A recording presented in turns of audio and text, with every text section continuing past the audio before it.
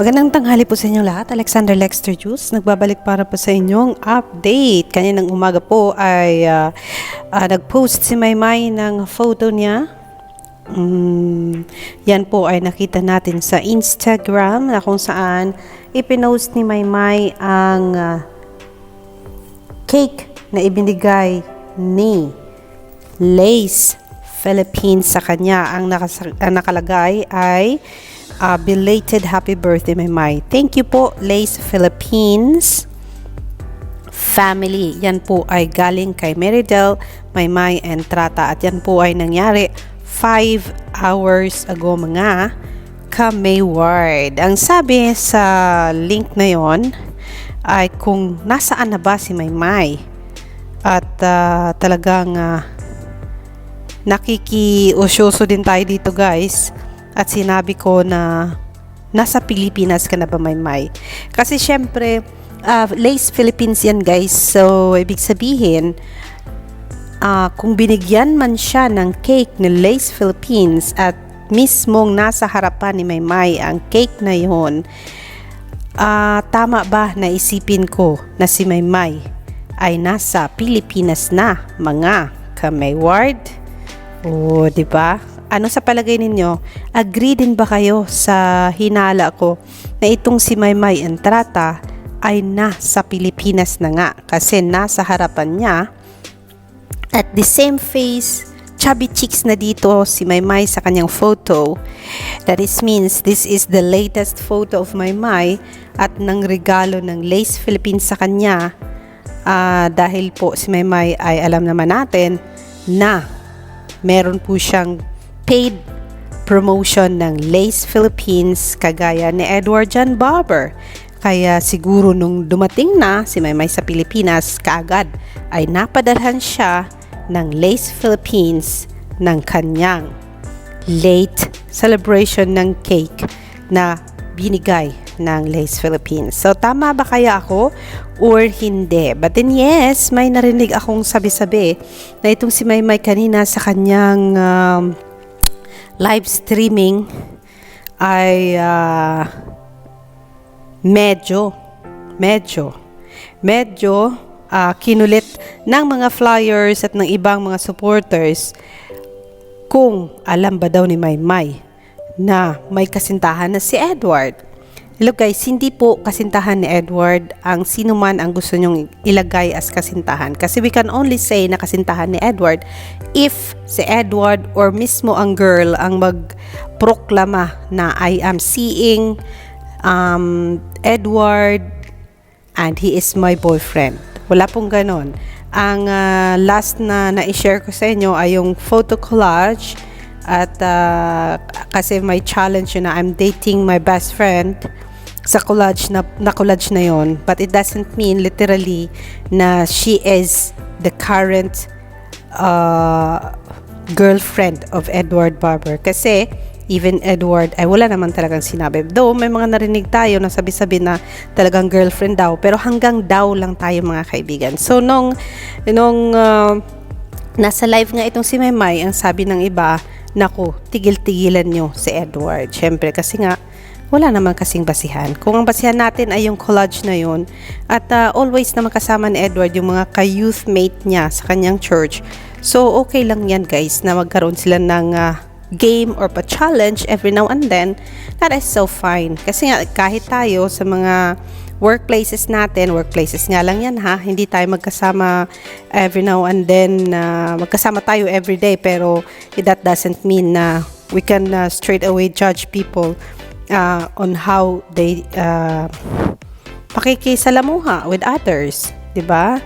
So if they are so close with someone else, maybe dahil fit sila, magkapareha sila ng ugali, like yung mga nagkakaintindihan sila sa mga bagay-bagay, but it doesn't mean na magkalapit sila, pwede na nating i-judge na they are a couple or boyfriend and girlfriend thingy. So, yeah, siguro wala sa lugar na tanungin si Maymay kung totoo ba na girlfriend ni Edward. si Trish. Kasi first and foremost guys, hindi naman love life ni Maymay yun. Love life yun ni Edward kung sakasakali. And then Maymay is having her own love life or rumored boyfriend. So maybe it's better you ask Maymay about the rumored boyfriend than asking Edward's love life kay Maymay Entrata. That is some kind of weird question for Maymay Entrata to answer. And then yes, marami ang nasasyahan sa mga photos na ipinost ni Maymay lately. Una ay yung Rejoice Philippines and now she's posting Lace Philippines. So yeah, balik trabaho na ulit si Maymay after ng 5 or 6 na buwan na pamalagi sa Canada sa pag-aaral niya. So welcome back Maymay kung nasa Pilipinas ka man na, and for sure you are still having your break kasi nga kakadating mo lang, so maybe pagod ka pa sa iyong biyahe. Ang sayang nga lang ay hindi ko napanood itong live streaming ni Inday.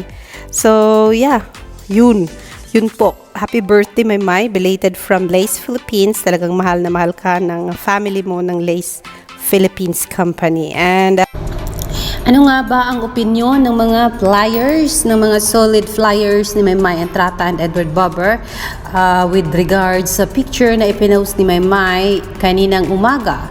Ang sabi ni nawala Siyang Sheena, baka nasa Pinas na nga, equal love si Maymay, pero saan daw ang bahay na kung saan nagkuha ng photo si Maymay with her cake na galing sa Lace Philippines klase. Kasi binati po siya ni Lace Philippines. Ang sabi, belated happy birthday Maymay. Ang sabi ni I love you, ang fresh mo naman Maymay Entrata. Ang ating si Maymay Entrata po mga kaibigan ay chubby cheeks na po gaya ng hinihingi natin sa kanya.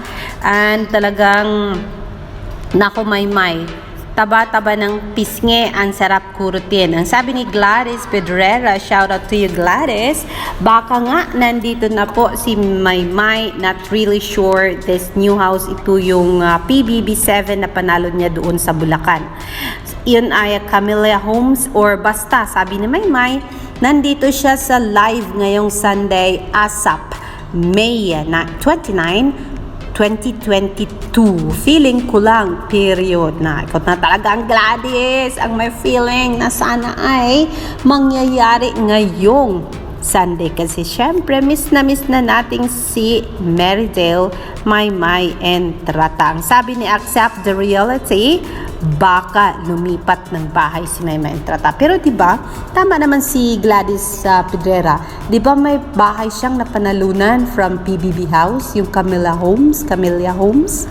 Naku, baka doon dumiretso si Marydale, Maymay Entrata. At dito nakuha itong photo ni Maymay with her birthday cake. Ang sabi ni Joanne TO2, wow, may pa-cake ang Lace Philippines. Thank you, Lace. Ayan, sabi niya, yun yung mensahe niya sa pagkatanggap ni Maymay ng kanyang birthday cake. Huli man, at least meron pa rin. Sabi ni Maydale, nakakaiyak, daming bayarin sa school, sa requirements puti malapit na matapos ang school year, dear God. Alam kong di mo ako papabayaan. Ganyan nga, positivity. Kasi si Maymay ay may positive thinking din. And so, we should as well. Para naman, mas magaan ang buhay kahit alam nating mahirap. Sabi ni Miss Poetry Hayatos, dahil hindi niya rin naabutan ang pa-live ni Marydale using Mama Lorna's Instagram. Sabi niya, sayang, di ko naabutan. Huwag ka mag-alala, Miss Poetry Hayatos, kasi di ka nag-iisa. Ako din po ay talagang hindi po talaga nakaabot sa pa-live streaming ni Maymay Entrata habang nagbe-breakfast. Ang sabi ni Equal Love nga daw, masaya siya at magkasama na ang mag-inang si Maymay at si Lorna Entrata. Pero ang sabi ni Boris Smith sa likod ng kaliwat kanang mga usapin about Maymay and Edward, still do as part Mayward till the end. Para bang ikinasal na through thick and thin, nandito lang kami, or sana nandiyan lang ang Mayward together. Ayun, sabi ni Bingkay, sa lahat ng mga solids, Mayward nandito pa rin hanggang ngayon. Isang malutong na salamat sa pananatili, fam. Kasi alam natin, marami na, meron na namang bago ako nakita kanina na Mayward ang ginamit, pero ang thread niya ay she was talking about KD Lex, na para bang ipinakita niya talaga sa mundo na nag-convert na siya, nag-shift na siya, lumipat na siya from shippers ng Mayward Flyers to KD Lex Sweethearts. But then yes, it's alright. It's your choice rin naman. Pero if you are a proud KD Lex fans now, you need to change your name from Mayward Flyers to Sweethearts. Kasi hindi mo naman na mahal ang Mayward, or mas may mahal ka ng iba na love team. So, I think much better na for KD Lex to really appreciate you and to really recognize you as their followers and supporters, why not changing your Mayward Flyer name to Sweetheart, okay? Ayan po ang ating update for now. May paalala si Bingkay sa lahat. Sana alalahanin nyo na fans lang tayo kahit sabihin natin na malaking bagay tayo sa buhay nila. Pagdating sa personal na buhay nila, you must set some boundaries na huwag lumagpas doon at pakialaman ang personal na buhay nila dahil out na tayo doon. Well said, Bingkay. Tama yang sinabi mo. Kaya kahit ako, hindi ako exempted dito. I need to be one of these kind of yung thinking na dapat alam ko din kung saan hangga dapat ang boundaries ko when it comes to making my vlog about my and Edward. Since I don't want to ruin their lives, I want to really show to the world the kind of artist na sinusuportahan ko, na hindi kailangang sirain ang isa sa kanila at hindi kailangang tawag dito, pag-away-awayin ang dalawang bata or ang mga fandom nila. So, ang mga solids, I should say nila.